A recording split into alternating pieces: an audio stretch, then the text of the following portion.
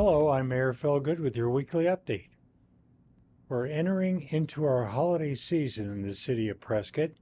In November, we honor our veterans and celebrate Thanksgiving before ushering in festivities and events we enjoy as Arizona's official Christmas city. I view Veterans Day as a celebration, giving us a chance to thank all veterans for their service to our country. We do so in grand style here in Prescott on Monday, November 11th, with the annual Veterans Day Parade downtown beginning at 11 a.m. Opening ceremonies will take place at 10:30 a.m. on the stage at the intersection of Cortez Street and Union Street. Our Veterans Day Parade embodies the genuine appreciation our citizens show to veterans. This year's parade theme is Protecting Our Country, Serving Our Communities, Honoring Our Veteran First Responders. As a Vietnam veteran who served in combat, I know that genuine expressions of appreciation from our community are very meaningful to local veterans.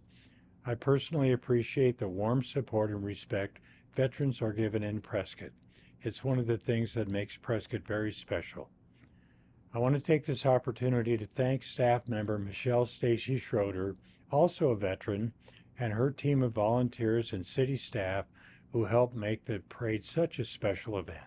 The City of Prescott and the Prescott Public Library will be closed on Monday, November 11th in observance of Veterans Day. City offices will reopen on Tuesday, November 12th at 8 a.m. and the library will reopen at 9 a.m. The City of Prescott transfer station will be closed on Monday, November 11th. The transfer station will reopen Tuesday, November 12th from 7 a.m. to 3 p.m. The City of Prescott Solid Waste Division will not be collecting residential or commercial routes on Monday, November 11th. So please go to PrescottRecycles.com for your holiday collection schedule. The City of Prescott is seeking public comment on the draft 2025 General Plan document. The 60-day public comment period started on September 23rd and lasts through November 21st. The General Plan is required by Arizona state law and must be updated every 10 years. The General Plan must be voted on and approved by the Prescott citizens. A virtual meeting room is also available for the public to visit and provide comments. Access to the meeting room is on the www.planprescott.com website under 60-day public comment period.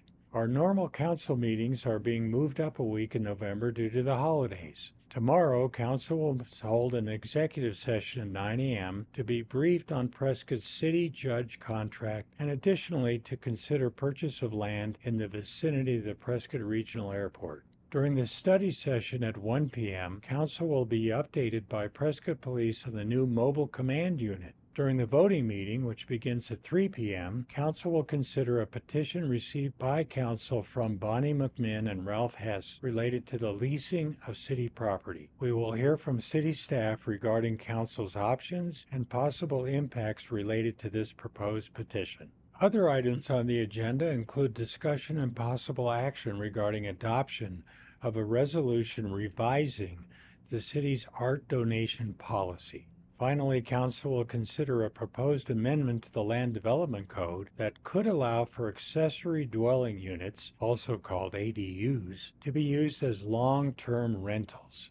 In other city meetings this week, the Mayor's Veterans Commission takes place on Wednesday, November 6th at 9 a.m. and this meeting takes place in the Grace Sparks Activity Center. The Workforce Housing Committee meets Wednesday, November 6th at 10 a.m. in the Council chambers. The Prescott Preservation Commission meets Friday, November 8th at 9 a.m. here in the Council chambers. Tomorrow is Election Day for the 2024 general election. If you received a mail-in ballot, you can still drop off your ballot at the County Administration Building on Fair Street through tomorrow, November 5th by 7 p.m. For those that are not on the early ballot list and did not vote early, 5 voting center locations will be open in Prescott from 6 a.m. to 7 p.m. tomorrow only on Election Day. If you live within the Prescott city limits, Proposition 478, the Prescott Public Safety Needs measure, is on this ballot. For the last several weeks, I've provided facts and information about the Prescott Public Safety Needs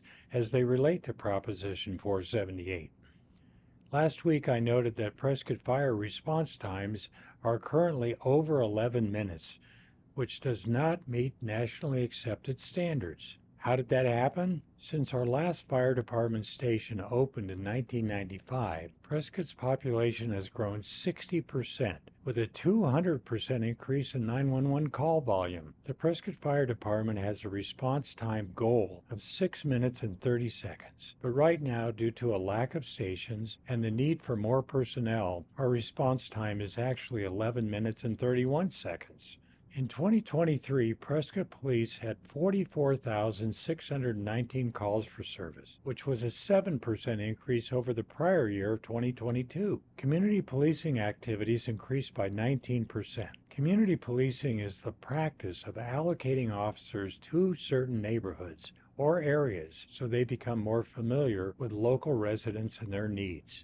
Prescott needs to address current public safety needs as well as prepare for future needs as our community continues to grow. Revenues generated by the passage of Proposition 478 will be solely dedicated to addressing these needs. In sharing this information with you, please understand that these statements are meant to be factual and informative in nature and are not intended to support or oppose any ballot measures. Would you like to know more about Proposition 478? The ParticipatePrescott.com website has quite a bit of information on Proposition 478, including copies of the public open house information boards. I'm Mayor Phil Good, and I'll update you again soon. Thank you for watching, and I hope you'll enjoy next Monday's Veterans Day Parade.